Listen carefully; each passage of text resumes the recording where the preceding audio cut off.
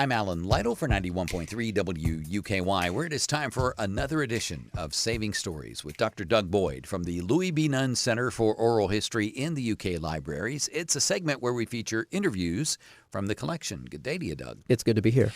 Doug, as part of 250 Lex this month, we're celebrating Lexington's culinary traditions. In 2009, the Nunn Center worked with Mike Hammonds to interview Warren Rosenthal.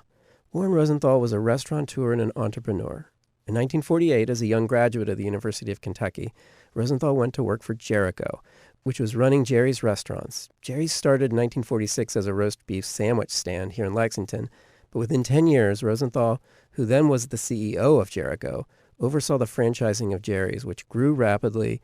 By 1969, Jerry's had 67 locations, many of them here in Lexington and Louisville, but you and I also ate at one in the Cincinnati area growing up. Absolutely. Mount Washington know it very, very well. That year, 1969, they had an idea for expanding with a new restaurant concept involving a new partner, Jim Patterson, who was proposing a very similar concept of fish and chips.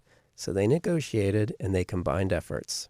When a Jerry's franchisee of ours named Jim Patterson called and me and said, I want to get permission because it was restricted in his franchise agreement with Jerry's for him to have any other restaurant. To develop a concept franchise in fish and chips that's available.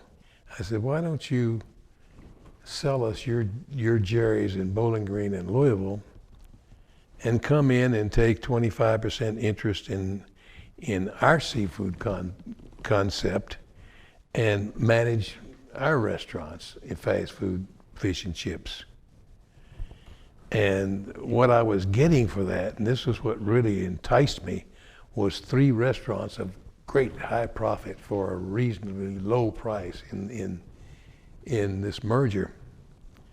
Never dreaming that fish and chips was going to be much better than Lot's Prize sandwich shops.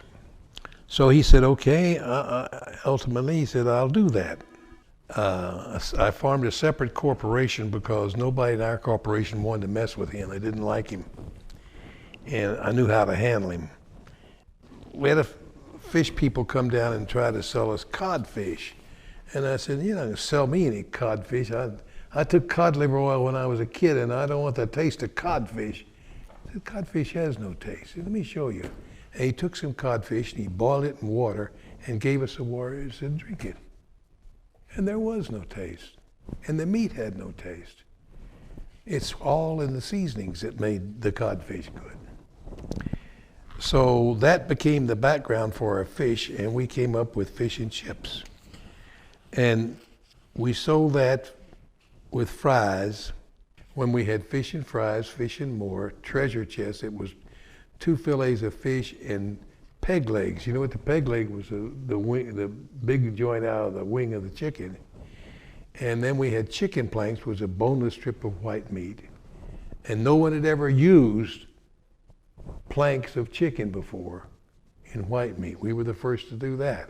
But when we started, all we had was fish and chips and peg legs for those people that didn't like fish. Well, we devised a menu that if we could do $75,000, we'd make about 10%.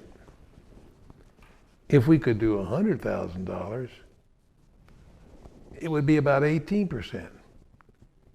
And God only knows if it were $125,000, we could make 22%.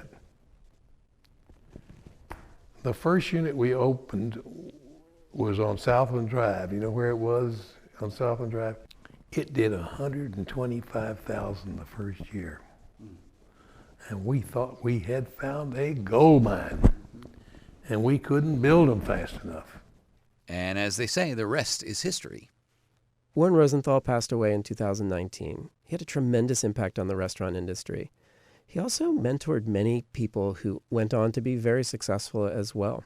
And you can hear more from Warren Rosenthal in this unique collection. We have 6 total interviews with Warren Rosenthal. They're being prepared to go online as we speak at KentuckyOralHistory.org. Doug Boyd from the Louis B. Nunn Center for Oral History in the UK Libraries has been our guest again on Saving Stories. Have a good one. Thanks for having me.